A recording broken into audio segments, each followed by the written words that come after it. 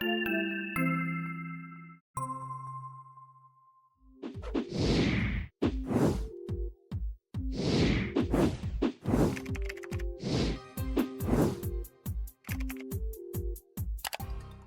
back. Good morning, Richard. It's good to see Morning. you. I'm excited about this topic today. I am too. We talked last week about how we're getting into the school system or getting ready for the school Right. year, Mhm. and talking about the school system. There's so much to always talk about that.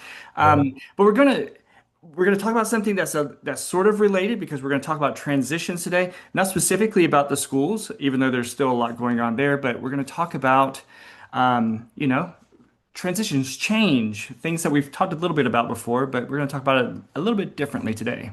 Yeah, we haven't talked much about this, and but it is something very much on our minds. And part of this, we discovered this book. I quite literally stumbled on this book, didn't know it existed, um, and I found a book. But the title is Transitions, and it was first written, and I didn't know this either. It was written back in 1980, so it's been around for a while. I happened to read the 2019 edition, but everything in this book is still relevant. They brought it up to date, and it is still relevant. And that's part of what we want to talk about today, is that we want to talk about things that continue to be relevant despite all the changes swirling around us. Okay. Right. One of the things that I really, really like about this book, on the first page, they quote H.L. Mencken, and the quote is, "Every complex problem has a solution which is simple, direct, plausible, and wrong." Right. And we buy that one. Change, the kind of change that we want to talk about, is a complex problem. Right. And the other thing we like is that in the same paragraph, on the first page of this book, the authors, it's a husband and wife authored the book, said, "If you're looking for the seven secrets to change that you can master by lunchtime, then this is not the book for you." And I was hooked Yeah. because I don't believe in simple solutions. And I think that life transitions and changes, whether they're voluntary or they're just part of the maturation, are complex problems that require very careful solutions. So, Absolutely. And we've talked before about change and just mhm, how difficult change is. I mean, we've talked about that a lot of times over the years. And as a matter of fact, we talk about it every year, right around the in January or exactly, right. near the end of December, early January, we talk about New Year's resolutions and talking about making change. But you know, when you think about it, there are, as you just said, there are two kinds of change. There are those changes that we take voluntarily, where we decide, oh, I want to start working out more, and so I'm going to change some routines, some habits, and I want to start to have make some healthier habits in my life. But Mhm. then there are changes that are involuntary. These Right. are transitions that happen whether we want them to happen or not. I have a few patients, for example, who, when they reached just about adolescence, they decided that they don't want to become adults. They decided they don't want to grow up. Right. And so, we spend multiple sessions talking about you don't really have a choice. Your body's going to change and you're going to become an adult. Whether you do the behavioral things, the voluntary changes that you need to do to become an adult, that's different. Mhm. But your body's going to become an adult, whether you want to or not. Yeah, the years are going to go by, and you're going to be 21 and 23 and 28 and 30, and you can't do anything about that. You're not going to stop. You don't stop the clock. These things are going to happen. So you're right. We have two kinds of change. We have voluntary changes, and we talked about how difficult those are. And remember, we interviewed a guy, and part of the problem with voluntary change is you have to stop doing something you enjoy or something you've gotten used to. So that's problem number one, is what are you going to give up in order to do this Sacrifice. thing? Okay. Right. So whether you want to stop smoking, or you want to move to another country, or you want to change jobs or change careers or go back to school, it's very voluntary change is very difficult. Mhm. Transitions are too, but they're difficult because, and we're going to talk about this repeatedly, because these sort of maturational transitions, life transitions from childhood to adolescence, adolescence to adulthood, adulthood to middle age to old age. They are also difficult, but they have to be managed. Right. So you got to manage voluntary change, but you also have to manage these transitions that we go through. And Right. they're both difficult. Okay. So inevitably, we're going to go through the inevitable involuntary changes um, are going to occur no matter how much you work out. I'm sorry, no matter how much you work out, you're going to lose muscle mass, and As you're you get going older, yeah. to, okay, and gravity's going to do its job, going to do its work. No matter how much surgery you get, Hmm. you can keep doing the plastic surgery and tummy tucks and butt lifts and all those things, but eventually Hmm. you're going to start feeling the effects of age and time.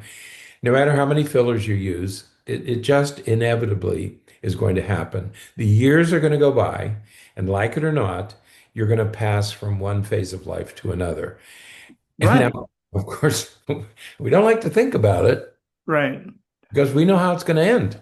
Right. And it's, again, you're talking about those, exercise and surgeries and things like that we do to make us look a particular way on the outside.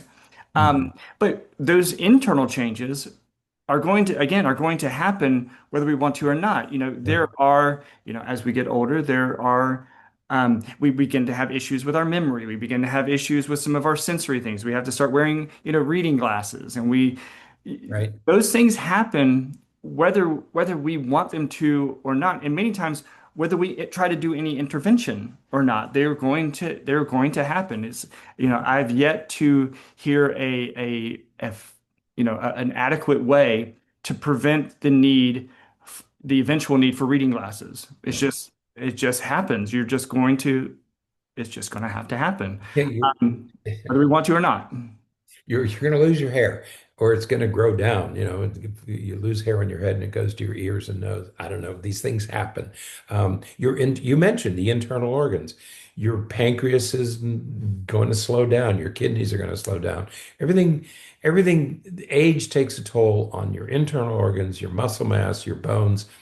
These things are going to happen. And it's not something we like to think about, but it's something we do have to deal with. Mhm. Now, when we're younger, we can't wait for these things to happen. We want the years to go by because we want to get to that next stage. We want to get there as quickly as possible. I want to get to 16 so I can drive myself. I want to get to 18 so then I can make my own decisions. And how many times have we heard children say to their parents, well, when I'm 18, I don't have to do any of this stuff, because Right. 18 has some significance. Right. Uh, I guess you can join the army at 18. You can become, there are things you can do at 18. You also become an adult. When I'm 21, I can really be on my own. I can't wait until I'm 21. I want these years to go by so quickly. Right.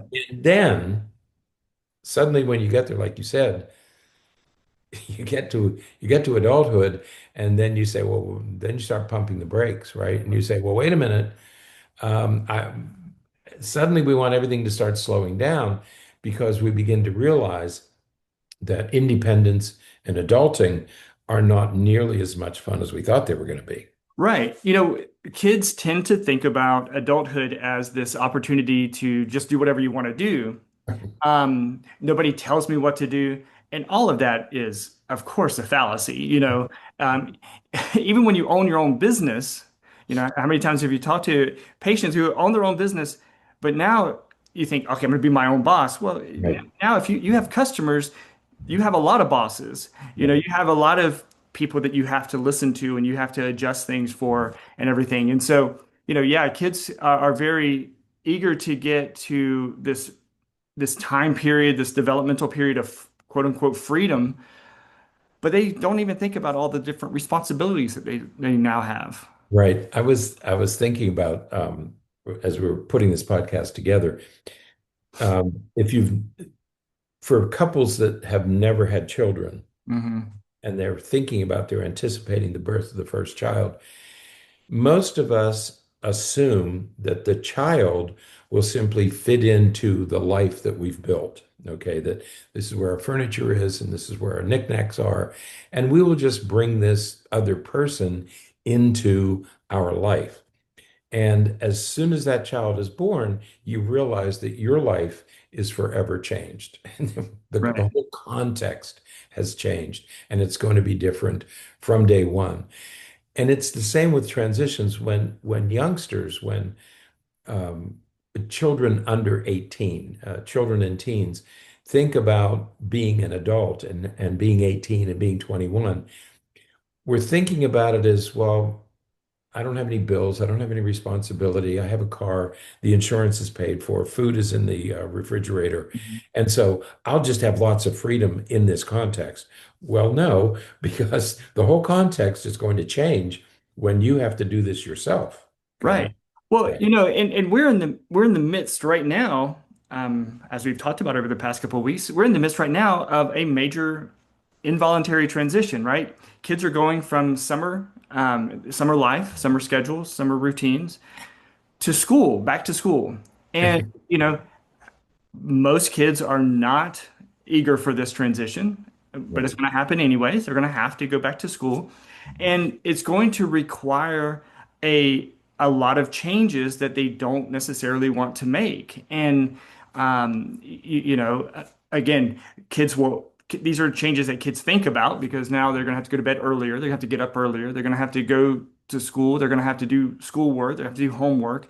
So that they recognize all those things, but these are changes that they're going to have to make that that is going to create some difficulty. And This, you're so right. Yeah. they're going from and the number one challenge, especially with elementary school age kids, the number one challenge that they have with that is that they think that this next school year is going to be so much harder than their Right. last year. They just made it through third grade just fine, but fourth grade, oh my gosh, it's going to be so difficult. And you try to help them understand that, fourth grade was only looked harder because you were third grade at the time, and now that you're fourth grade, it's going to be the same thing as third grade was. But those unexpected that all that unknown is really unsettling for kids, kids of all ages, and but adults as well. That's right. Because as with voluntary changes, transitions are never easy. You're transitioning Right. from not having any responsibility in the summertime to now all of a sudden you have to get up earlier, you have to have breakfast, you have to go to school, you have to pay attention, sit in a seat. So those are difficult. So the transitions are as difficult as the voluntary changes. And the reason is the same, because it means leaving something we like for something that is unknown, that's Mhm. almost, and it's intimidating. And I like your example of, when you're in third grade, you think, how am I ever going to do fourth grade? I can't do Right. that. How am I going to do middle school? It's so big. Right. My grandson is going into fifth grade. He's a rising fifth grade. So he'll start fifth grade in a week. And he has a friend who's about a month older than he is, who is going to, even though they're the same age and they've grown up together. My grandson was born in September and this boy was born in August. So he's a year ahead. There's a year So, behind. okay. Yeah, there's a year difference. So his best buddy since he was born, and they do everything together. They're doing it for 10 years. He's going to middle school. And he called my son. He said, it's terrible. It's so big. It's scary. Everybody's real big at this. Right. And he's telling my grandson, but I can help you. I'll make sure that I do everything and I can help you when you have to do it next year. He's totally intimidated by going to middle school Yeah. because it's different. So he had to leave his little buddy, his lifelong friend, had to leave the comfort of elementary school where you have teachers who are concerned about you and who will take care of you and who will help you to this world of giants called middle school. Okay, Right. so you're leaving something. comfortable. I hate the term comfort zone, but you're leaving something that you've grown accustomed to, that you know, that you have an intimate knowledge of, for something that is completely unknown and probably scary. So transitions are never easy. Well, and and I mentioned a minute ago about that group of kids that we see sometimes who they don't want to grow up, they don't want to become adults, and again, when you think about that, that idea of, sometimes it's our issue or our fault. As adults, we try to emphasize to kids about how difficult it is to be an adult. Oh man, you're going to have all this responsibility. You got to do all these things. You have to take care of all these obligations and everything, and it creates that intimidation. And if we're not careful, that carries on into through adolescence, where kids are like, I don't whether this contributes to, failure to launch or not or whatever, but that anxiety of taking that step to, now I'm going to be responsible for myself and I have to start, adulting, um, that can be very overwhelming, and people will resist that transition. Again, it eventually has to happen, Right, right. but people will try to sometimes put it off as far and as long as they can. That's right. And this is a lifelong struggle, this idea of, and it begins early, because who wants to leave the dark, warm comfort of your mother's womb to go through? I mean, that's fun in there. I mean, man, you don't have to do anything. So swim around and, you get fed and it's warm and it's comfy and it's cozy. And you're about to No do, video games though. I'm sorry, There are no video games in there though. I was waxing poetic and you just ripped it right out of me. Right. Okay. So who wants to leave this comfort zone? You talk about a comfort zone. What's more comfortable than a womb? Because you're about to do the most dangerous thing that most of us will ever do in our life, and that is to be born. That is probably the single most dangerous thing that most people will ever do, is to be born. And what are you being born into? You're leaving this warm, cozy, calm, usually environment, and you're going to burst into a cold, because the living room is air conditioned. You're leaving 98.6 and going to 72 Right. in one moment. This hospital room with a bunch of giants, and they're laughing and clapping. Who would trade? Who would trade those two things? So transitions are difficult from the very beginning. Hmm. We talked about elementary school. Yeah. Elementary school is a nice place to be for most kids. You Right. have teachers who are comforting. They'll take care of you if you get hurt.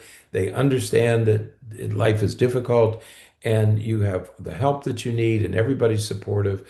And it's like having your parents around, that they're going to help you through this. Who wants to trade that for middle school, Right. or especially as a sixth grader? Did you tell me that the school where your wife teaches has a separate building for sixth graders, or a Right. separate Yeah. section? There's a separate building for the sixth grade academics. They still have to do electives in the main area, but yeah, they have a separate room.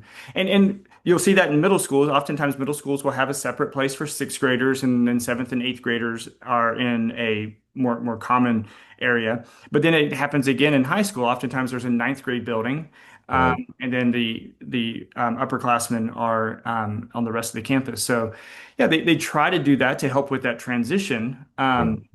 But it's a lot more students, and some students are going from an elementary school that has maybe 300 or 400 students to a middle school that has 12 or 1300 Right. more. Right.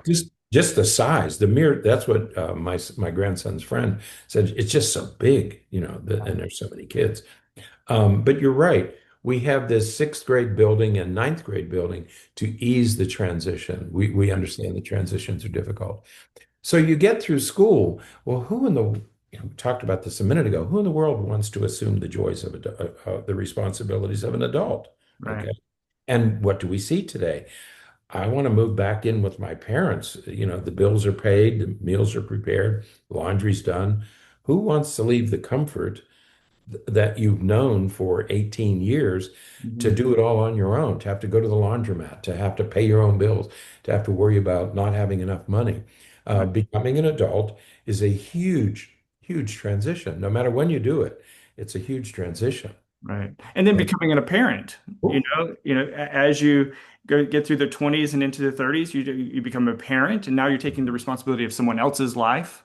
right. Um, you know, so as you go through every stage of life, from infancy through adulthood and our older years, there are always transitions that have to happen. You become a parent, and then you have your kids, and then you have those years, and then your kids move away, and now you don't have your kids again, and now you that's another transition that people often have a really difficult time with, the whole empty nest situation, and then you become a grandparent.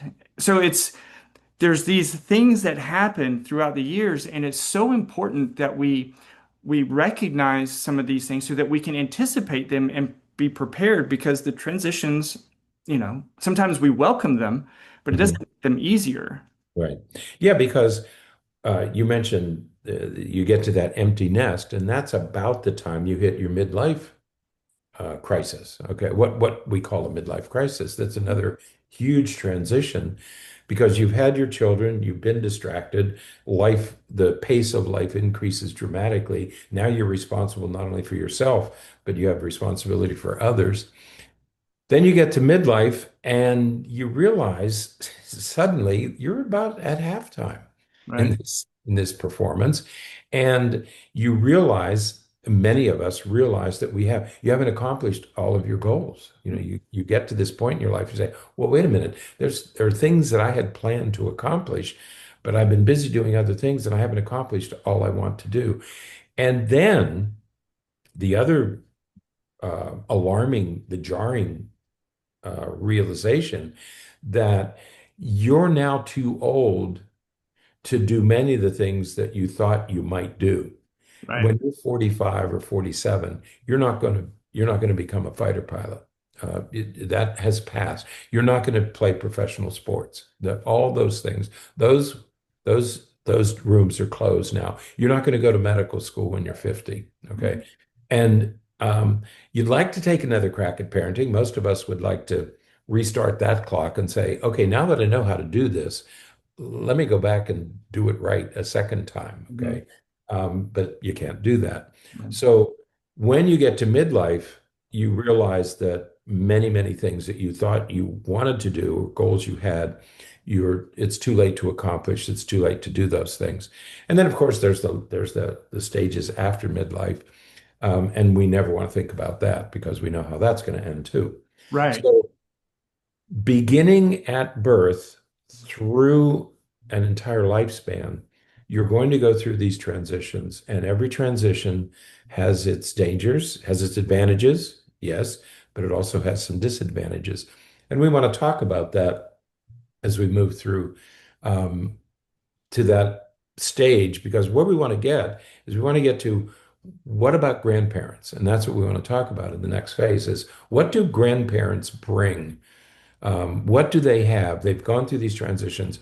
What are they bringing to the table when it comes to children raising their children, our children raising their children? And Right. that's what we want to transition to in the next podcast. Right. Yeah, we're going to touch on that in the next podcast. But as we've sort of painted this picture of all these transitions that we have, and that we have to make throughout our lifetimes, and some of them positive, some of them more challenging. There are some things that we can say on a positive note. For example, we know that many of these changes, these transitions, are going to happen. Right.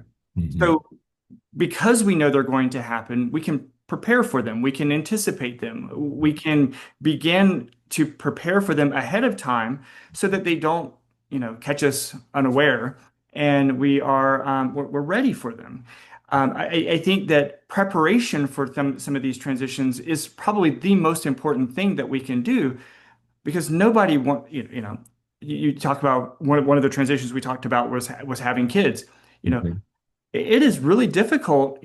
Having a baby is difficult anyways, but having an unexpected, starting to have a family like that without being prepared for it Right. is even Right. harder. Mhm. That just raises the ante even more. And so the more that we can prepare and plan for it, the better. And so being aware of this is really, really critical. Right. That's right. So we finished this first section. We talk about transitions. We acknowledge that they're difficult. We acknowledge that there are disadvantages in going into each transition, but there are also many advantages as you go through these different phases of your life. And that's what we want to talk about. We want now to move to the what are the advantages that we have as we age and as we gain experiential knowledge. Right. And And we're going to talk specifically about becoming a grandparent in the next podcast, but just to leave folks with a few other ways in which this can be a positive thing is that with those transitions comes experience. right, And again, we're going to kind of talk about it specifically from the perspective of grandparenting in the next podcast. But you know, we go through as we go through some of these things, now we know we can look back and see what we went through, what we experienced, and we right, can share that with other people. mhm, I think that that's one of the most frustrating things that parents experience is right, they try to talk with their kids about, well, you can't do that for, whatever reason. You can't do this. You should do this. You should do that. And all of that is because based upon our experiences, but our kids don't listen to us, right? And right, so that frustration that comes from knowing and being able to, basically predict the future because I've been there, I've seen it, I know what's going to happen. But people don't listen or they don't heed those recommendations or those warnings, and then they're doomed to experience the same thing. If we're really mindful enough, we look back, we can say, you know what, our parents tried to do the same thing with us. They tried to warn us of some of those things, and we didn't listen to them. And didn't so, listen either, right? yeah. Mhm. So you Right. just follow this cycle. But every once in a while, someone will listen and say, okay, I'm going to pick up this little negative advice and use it so that I can avoid some of those problems. That's right. You're right. And that, well, no, I'm going to wait until we do the next podcast and we'll talk about all those things. So, Yeah. So, yes. all Okay. right. So that's it for today. So be mindful of the transitions, and Or because they're going to happen, whether you want them to or not. And the more prepared you can be for them, the better. And again, in the next podcast, we're going to talk a little bit more about that specific transition about becoming grandparents. So, all Yep. right. So until next time, stay happy, stay healthy, and forget to be afraid.